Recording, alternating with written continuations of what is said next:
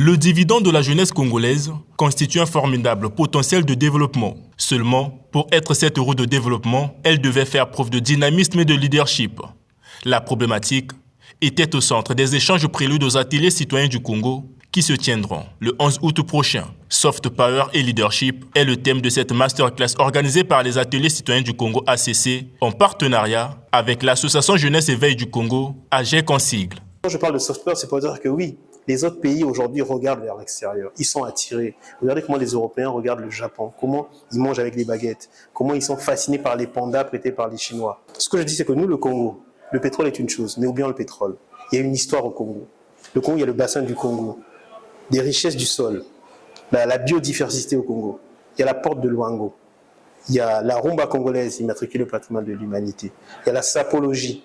Aujourd'hui, il y a des maisons de haute culture qui sont inspirées de notre sapologie pour faire des défilés et tout ça. Nous n'avons rien gagné de cela. Ce que je dis, c'est qu'il y a un terreau sur lequel on peut travailler, gagner en image, parce que l'image, c'est important. Culture au sens créativité, mais au sens aussi us et coutumes. Et à nous de raconter tout ça. Et le leadership passera par là. La jeunesse congolaise appelée à valoriser ses us et coutumes pour mieux vendre son pays et par-dessus toute sa culture, vue comme une vraie bretelle pourvoyeur d'emploi et de revenus. Pour y arriver, Juste Bernadette Gavé, député national, épouse la démarche selon laquelle la formation doit être une priorité pour tous. L'avenir d'un pays, c'est sa jeunesse.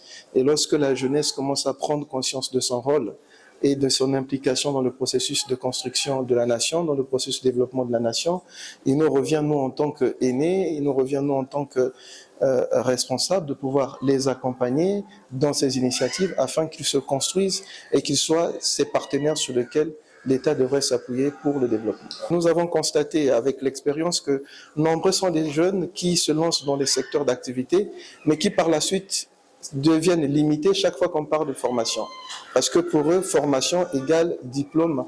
Pour eux, formation égale forcément aller à l'école dans une classe bac plus. Alors que se former, c'est simplement acquérir des compétences qui puissent nous permettre d'exercer dans un domaine précis. Cette masterclass aura été une opportunité pour les participants. Les notions apprises ici sont une plus-value pour leur développement personnel. Au fur et à mesure que nous faisons des formations, nous prenons conscience de notre rôle au niveau de notre pays. Nous savons aujourd'hui que la jeunesse est le sort d'une nation.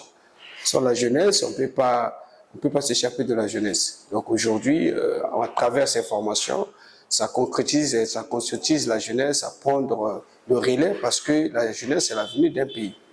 Et à travers ces initiatives de masterclass, ça nous permet de prendre conscience de notre destin et que chacun de nous doit être leader dans son domaine, que ce soit au niveau de l'entrepreneuriat, l'agriculture et beaucoup de domaines, je pense. Ce qu'ils m'ont dit à l'intérieur et quand je me regarde, quand je suis ma personne et ma personnalité, je trouve que je suis leader de ce que je fais déjà et ce que j'entreprends. Ils doivent continuer dans cette dynamique parce que ça booste en fait la jeunesse. L'association Jeunesse Éveil du Congo qui milite depuis des années pour conscientiser cette couche juvénile à prendre son envol pour mieux bâtir son avenir, avoue avoir des résultats favorables après ces multiples formations, à l'exemple du business plan. Aujourd'hui, en tenant compte de nos activités, de nos formations, aujourd'hui, il y a des jeunes qui sont maintenant mieux placés dans ce pays et qui ont fait l'école de l'AGEC. Donc aujourd'hui, en tant que président de l'AGEC, je peux être heureux en tenant compte des fruits de nos activités.